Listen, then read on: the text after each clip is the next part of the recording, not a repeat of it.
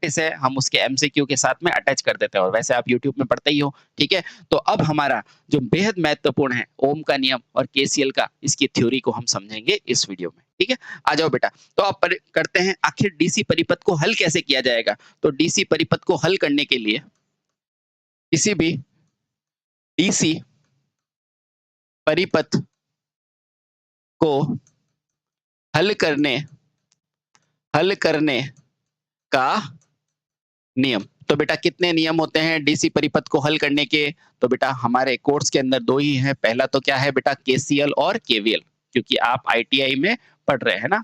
तो पहला क्या है बेटा केसीएल, केसीएल का नियम। ओहो, पहला तो है बेटा ओम का नियम। पहले ओम का नियम तो पढ़ोगे फिर तो किरचॉफ का आएगा ना।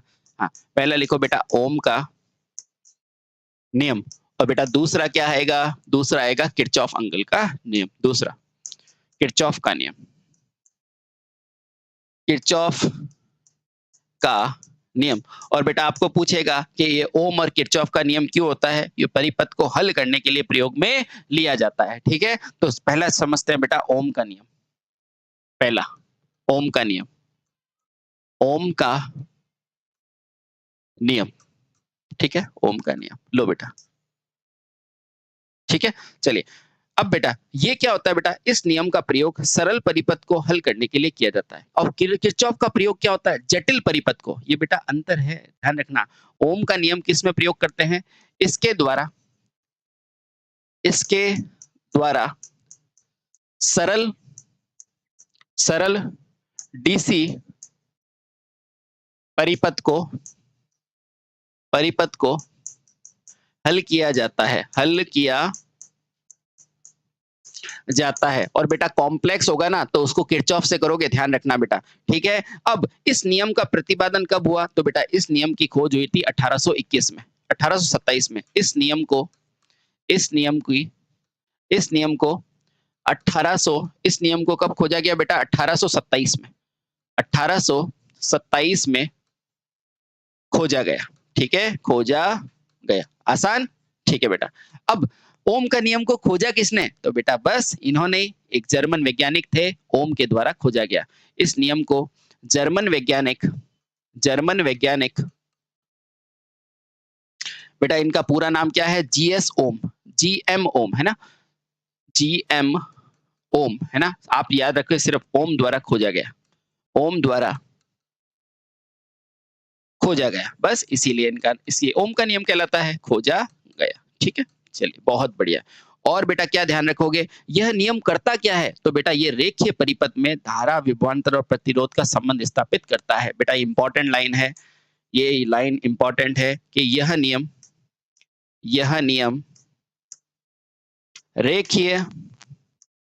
रेखीय परिपथ में धारा यानी कि करंट, विभवांतर यानी कि वोल्टेज, और विभवांतर वगैरह के बारे में आप सब पढ़ चुके हैं। विभवांतर तथा प्रतिरोध के मध्य संबंध को बताता है ना? मतलब और कैसा बेटा? सरल परिपथ के अंदर, सरल रेखीय परिपथ के अंदर, ठीक है बेटा? अब इसके अंदर बेटा एक चीज होती है प्रमुख शर्त। अगर आपको बोले ना क्वेश्चन में शर्त क्या है, तो बेटा लिखना ओम के नियम की प्रमुख शर्त। तो यहां लिखो ओम के नियम की प्रमुख शर्त। बेटा ये क्वेश्चन का ये वर्ड का ध्यान रखना बेटा, ये शर्त लिख रहा है, प्रमुख शर्त कौन सी है? तो बेटा इसकी प्रमुख शर्त क्या है? नियत ताप और दाब, यानी कि नियत तापमान तथा नियत भौतिक परिस्थितियां। क्या है बेटा? नियत तापमान, ये तो इंपॉर्टेंट है, नियत तापमान। और बेटा इसके साथ ये भी आता है तथा नियत भौतिक स्थितियां, नियत भौतिक यानी कि फिजिकल, भौतिक परिस्थितियां। बेटा ये इंपॉर्टेंट है, परिस्थितियां, ठीक है? ये बेहद महत्वपूर्ण है ना? ध्यान रखना बेटा, ठीक है? अब इसके नियमानुसार होता है क्या है कि किसी परिपथ में प्रतिरोध के सिरों पर उत्पन्न विभवांतर धारा के समानुपाती होता है। बेटा इसका वास्तविक स्टेटमेंट क्या था? किसी भी किसी भी बंद परिपथ में, क्योंकि बंद परिपथ में धारा का प्रवाह होता है, बंद परिपथ में बंद परिपथ में प्रतिरोध के सिरों पर, बेटा ये इसका वास्तविक कथन था, है ना, प्रतिरोध के सिरों पर उत्पन्न विभवांतर, है ना, विभवांतर बेटा क्या होता है, धारा के समानुपाती होता है, धारा के समानुपाती या कहीं अनुक्रमानुपाती होता है, समानुपाती होता है। अभी बताता हूँ बेटा, इसका वास्तविक नियम यही था बेटा। देखो, यानी कि अगर मेरा ये है आर, है ना, तो इसके सिरों पर उत्पन्न विभवांतर, है ना, ये विभवांतर जो है ना बेटा, वो धारा के समानुपाती है। इसका मतलब क्या है बेटा, जानने की कोशिश की कि ये जो V है ना, ये क्या है, ये V, ये बेटा क्या है, ये निर्भर है ना। अब ये किस पर निर्भर कर रहा है बेटा, I पर निर्भर कर रहा है। तो जब I दोगे ना बेटा, तब मेरा V आएगा। और बेटा इसका जो आप हटाते हो ना, इधर आओ बेटा अगले साइड, इसीलिए कहते हैं अच्छे से, ये लो बेटा कोई दिक्कत नहीं। इसीलिए यहां से आप देखोगे कि जो मेरा I है ना बेटा, ये I, ये क्या होगा बेटा, 1/r इंटू वी। कोई दिक्कत बेटा, ये है ओम का सही नियम। क्यों? क्योंकि बेटा यही तो आप I दे रहे हो। ये ओम का नियम कहता क्या था, क्या प्रतिरोध के सिरों पर विभवांतर है, वो धारा पर निर्भर करेगा। बेटा धारा दोगे तभी तो विभवांतर आएगा। ये नियम है बेटा वास्तविकता में ओम का। ठीक है, समझ गए। और बेटा वो यही कहना चाहता था कि यहाँ से V बटे में I बेटा क्या होगा बेटा, समानुपाती R। बेटा ये R क्या है, ये R क्या है, ये नियत है ना, ये नियत है। समझ गए। और V क्या है, आप सभी को पता है V क्या है, विभवांतर है ना, विभवांतर। इसलिए बेटा ITI में ऐसे ही पढ़ा जाता है। ये क्या है, विद्युत धारा, विद्युत धारा। ठीक है, समझ गए। तो बेटा आपसे कोई कहे तो ये नियम है। अब इस नियम के आधार पर हम क्या लिख सकते हैं, इस नियम के आधार पर हम V बराबर IR लिख सकते हैं। इस नियम के आधार पर हम I बराबर V बटे में R लिख सकते हैं। ठीक है, इस नियम के आधार पर लिख सकते हैं। ठीक है, अब जहां जहां जहां मेरे V क्या है बेटा, ये ध्यान रखना बेटा, V विभवांतर है, विभव नहीं है। ये आप सब पढ़ के आए हो, है ना बेटा, V विभवांतर है, ध्यान रखना, जिसका मात्रक वोल्ट होता है। बेटा क्वेश्चन कहीं से भी घुमा सकता है, आपसे पूछेगा तो बताना। ये V क्या है मेरा, विभवांतर, जिसे क्या बोला जाता है, वोल्ट। बेटा R क्या है, R मेरा प्रतिरोध है। ठीक है, ये आपको सबको पता है। लेकिन बेटा V की जगह विभव लिखे तो गलत, विद्युत वाहक बल लिखे तो गलत, विभवांतर ही होगा। ठीक है, और I क्या है बेटा, धारा है, इसका मात्रक क्या होता है, एम्पियर होता है। और इसका CGS मात्रक क्या होता है, बायोट। ध्यान है ना बेटा, भूलना मत, ओम। ठीक है, ये समझ में आया। ठीक है, अब बेटा इसका जो ग्राफ होता है वो यहां से बनता है। देखो यहां से बेटा, ये ग्राफ क्या है, ये रहा। यानी कि जब मैं, जो निर्भर होती है ना बेटा, जिस पर निर्भर होती है वो I यहाँ आती है, और जिसका आता है तो वो यहाँ आता है। और इसके बीच का जो ये ग्राफ है ना बेटा, ये मेरा क्या होता है, हमेशा नियत रहता है, स्लोप रहता है। इस स्लोप को कहते हैं बेटा प्रतिरोध, है ना, इस स्लोप को कहते हैं प्रतिरोध। और V बटा I हमेशा क्या देगा, प्रतिरोध देगा। ठीक है, अब यही थीटा का मान देखो बेटा, यहाँ पे भी आ जाएगा। ये सदिश का नियम है, सदिश होता है ना बेटा, यहाँ पे थीटा है तो यहाँ पर भी थीटा होगा। और R का मान बेटा यहाँ से देखो, मैंने वही बताया था ना, Y बटे में X, तो यहाँ से देखो बेटा स्लोप R बराबर Y बटे में X। और बेटा Y क्या है आपके लिए, V, और ये क्या है, I, है ना। तो बेटा ये छोटी छोटी चीजें आप ध्यान रखना। इसका प्रयोग कहाँ करते हो, तो इसका प्रयोग करते हो बेटा सरल परिपथों में। तो सर कॉम्प्लेक्स में किसका करते हैं, तो बेटा अब जानते हैं हम किरचॉफ का नियम। अब जानते हैं हम किरचॉफ का नियम। तो बेटा आओ, अब दूसरा और महत्वपूर्ण है बेटा किरचॉफ का नियम। किरचॉफ का नियम, है ना, किरचॉफ का नियम। तो बेटा किरचॉफ के द्वारा कितने नियम दिए गए थे, मेनली 2 नियम दिए गए थे। एक दिया था धारा पर, है ना, पहला नियम था KCL का नियम। और दूसरा क्या है बेटा, KVL का नियम। दूसरा क्या है बेटा, KVL का नियम। अभी आपको सारा समझ में आ जाएगा, देखा। ठीक है बेटा, सबसे पहले देखो, सबसे पहले परिपथ में धारा ही बहाओगे ना, तो बेटा पहले नियम को कहते हैं धारा। और फिर क्या है, वोल्टेज, तो वोल्टेज का नियम, है ना। अब सबसे पहले तो किरचॉफ का नियम दिया क्यों गया था, तो बेटा इसके लिए लिखना, यह नियम बेटा ये यूं के यूं स्टेटमेंट आते हैं और हमें थ्योरी की कमी से नहीं बता पाते हैं। यह नियम जटिल परिपथों में, यह नियम जटिल परिपथों को हल करने में प्रयोग होता है। यानी कि अगर आपको बोलेगा साधारण को हल करने के लिए क्या लोगे, तो सिंपल ओम का, और जटिल के लिए क्या लोगे, ये। बेटा इसकी खोज कब हुई थी, तो इसकी खोज हुई थी सन 1824 में। सन 1824 में इसकी खोज हुई थी। बेटा आपको पूछेगा सन 1824 में इसकी खोज किसने की थी? हाँ बेटा सन 1824 में इसकी खोज किसने की थी? तो बेटा किसने की थी? Gustav Robert Kirchhoff. बेटा इनका पूरा नाम क्या है? Gustav Robert Kirchhoff. बेटा इनका पूरा नाम है ना। किरचॉफ द्वारा की गई। ठीक है, समझ गए बेटा? बहुत ही अच्छा बेटा। अब ये दो तरह के होते हैं, एक होता है केसीएल, एक होता है केवीएल। आओ फटाफट से इनके बारे में जानते हैं। तो पहला है बेटा किरचॉफ धारा नियम, है ना। किरचॉफ धारा नियम। बेटा इसे क्या बोला जाता है? इसे संक्षिप्त रूप में, यानी कि शॉर्ट फॉर्म में, इसे संक्षिप्त रूप में बेटा क्या बोला जाता है? केसीएल केसीएल कहा जाता है। इसे संक्षिप्त में क्या कहा जाता है बेटा? केसीएल कहा जाता है। ठीक है बेटा, ये किस पर निर्भर होता है? तो बेटा यह आवेश संरक्षण पर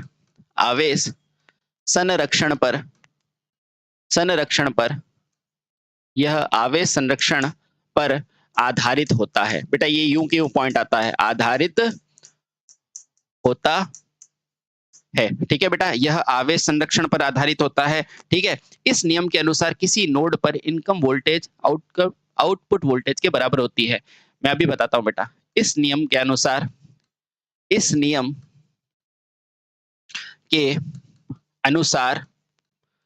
किसी नोड पर, अभी बताता हूं बेटा क्या होता है।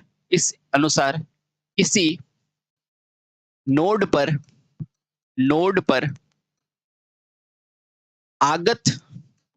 आगत धारा निर्गत धारा के बराबर होती है। आगत निर्गत क्या होता है? Input output. निर्गत धारा के बराबर होती है। बेटा यहाँ एक शब्द है नोड। बेटा नोड की परिभाषा भी लिखो। नोड क्या होता है? नोड वह बिंदु होता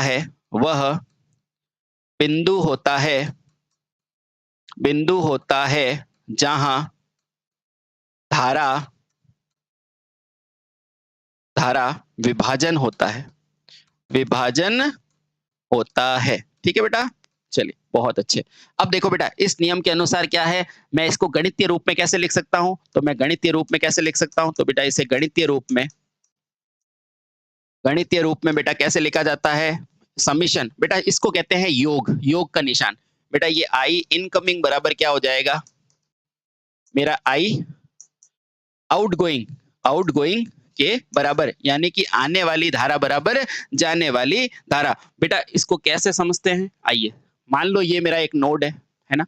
तो यहां से मेरी कुछ आ रही है, कुछ जा रही है, कुछ आ रही है। मान लो यहां से ये I1 आई, ये I2 आई, ये बेटा क्या है? I3, और ये क्या है मेरा? I4, और ये क्या है मेरा? मान लो I5।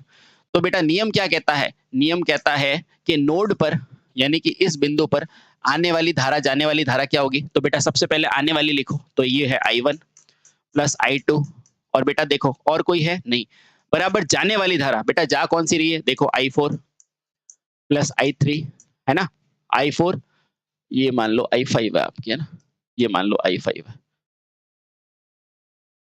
आने वाली धारा। एक मिनट बेटा, ये वापस बना लो एक बार साफ। तो बेटा यहां से इस नोड पर मान लो इस तरह से ये बना हुआ है ना। ये है I1, ये है I2, और यहाँ पे मान लो ये I3, और यहाँ मेरा मान लो I4, और यहाँ से जाने वाली I5, है ना। तो सबसे पहले आने वाली देखो बेटा, तो यहाँ से मैं कह सकता हूँ I1 आ रही है, तो I1 plus I2 plus I3। बेटा ऐसे ही आपको न्यूमेरिकल भी हल करने हैं, ठीक है, वो सब अपने सेशन में दे रखे हैं, देखो आराम से, कोई दिक्कत नहीं। तो ये क्या हो जाएगा बेटा I4 प्लस I5, यानी कि आने वाली धारा जाने वाली धारा के बराबर हो जाएगी। और बेटा जब इसको इस तरफ लाओगे ना, तो ये क्या हो जाएगा I1 plus I2 plus I3।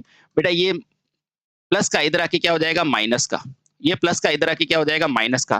बेटा इसका मान क्या होगा 0 पर होगा, यानी कि नोड पर धारा का बीजगणितीय मान कितना होगा। अतः नोड पर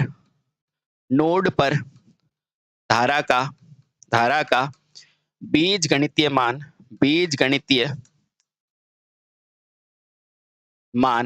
क्या होगा बेटा, शून्य होता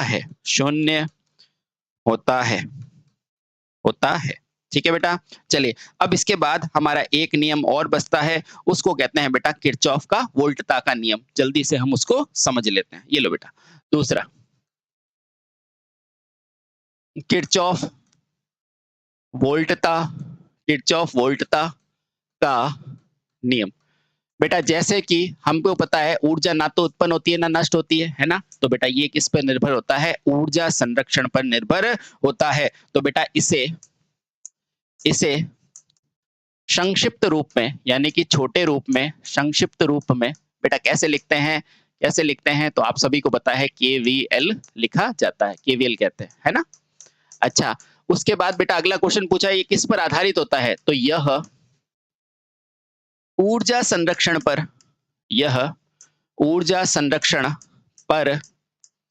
आधारित होता है। बेटा ये बहुत इंपॉर्टेंट लाइन है। अब क्यों होता है वो इधर आओ बेटा। आप जानते हैं V बराबर W बटा Q होता है ना बेटा, तो यहां से देखो V इंटू Q बराबर W तो है कि नहीं, ये कार्य एक प्रकार की ऊर्जा ही तो होती है बेटा, इसलिए बोला जाता है। ठीक है बेटा, समझ गए। अच्छा, अब इस नियम के अनुसार क्या है बेटा कि किसी भी लूप या मैश में, किसी भी लूप, ये लूप कौन सा है बेटा, जहां शाखा बंद होती है, लूप या मैश में क्या होता है बेटा, लूप या मैश में जो विद्युत वाहक बल का बीजगणितीय योग क्या होता है बेटा, मैश में विद्युत वाहक बल का, ये वास्तविक स्टेटमेंट है बेटा, विद्युत वाहक बल का बीजगणितीय योग, बेटा क्या, बीजगणितीय योग बेटा किसके बराबर होता है, विभवपात के बराबर होता है। विभवपात यानी कि वोल्टेज ड्रॉप, विभवपात के बराबर होता है। बेटा ये ड्रॉ है इसका स्टेटमेंट, ओरिजिनल यही स्टेटमेंट है। ठीक है बेटा, कैसे, अब देखो बेटा इसका गणितीय रूप, बेटा इसका गणितीय रूप क्या है, ये विल से बेटा समेशन है ना, यहाँ क्या है वोल्टेज ड्रॉप यानी कि V बराबर बेटा क्या होता है, VE यानी कि EMF है ना, और बेटा इसी को आप क्या लिख सकते हो, समेशन E बराबर यहाँ क्या हो जाएगा ड्रॉप यानी कि IR। बेटा ये V बराबर क्या होता है, IR होता है ना, बस यहाँ से ये लिख सकते हो। और बेटा इसी नियम को आगे आप क्या लिख सकते हो, यहाँ से आप क्या लिख सकते हो कि summation E minus of summation IR बराबर कुल मिला के क्या होता है, 0 होता है। अतः बंद लूप में, अब लूप मतलब बंद एरिया है ना, जहां पूरी ब्रांच बंद हो रही है, अतः बंद लूप या मैश में कुल क्या बेटा, कुल क्या, अच्छा बंद विभव और मैश के अंदर कुल ऊर्जा खपत क्या होती है, 0 के बराबर होती है। कुल ऊर्जा सदैव क्या रहती है बेटा, सदैव संरक्षित रहती है, बराबर रहती है, संरक्षित रहती है।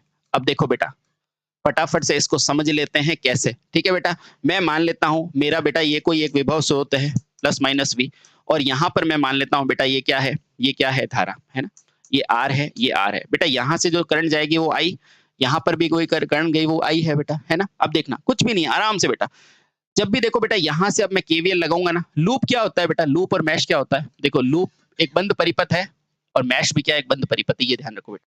यहाँ से देखो बेटा ITI में, यहाँ से मैं V डाला तो माइनस V है ना, प्लस बेटा ड्रॉप हमेशा लिखते हैं I, और ये देखो बेटा R1 है है ना, और ये R2 है, तो यहाँ पे मैंने लिख दिया प्लस I और ये R2, बस ये भी V, ये भी V, ये भी V, यहाँ से ये हो जाएगा बेटा 0। तो यहाँ से कुल मिला के नेट मेरा विद्युत वाहक बल क्या आ जाता है 0। और यहाँ से मैं ये भी कह सकता हूँ V बराबर IR1 प्लस IR2। बेटा इससे हमें समझ में आता है कि जो मेरा विद्युत ड्रॉप है वो आरोपित विद्युत वाहक बल के बराबर है। बाकी बेटा जो भी क्वेश्चंस की प्रैक्टिस है वो सारी चीजें हमने अलग से वीडियो के अंदर अटैच कर देंगे ताकि आपका कोई भी तरह का डाउट नहीं होगा, ठीक है। और ये पूरा का पूरा पाठ्यक्रम आपके ITI सिलेबस पर आधारित है, ठीक है। और जो भी आपके जो है, अब आप चाहेंगे तो आपको अगर अलग अलग सर्किट के बारे में समझना है, थेवेनिन वो, तो बेटा ये आपके कोर्स में नहीं है, लेकिन फिर भी आप कहोगे तो हम अटैच कर देंगे, डोंट वरी, है ना।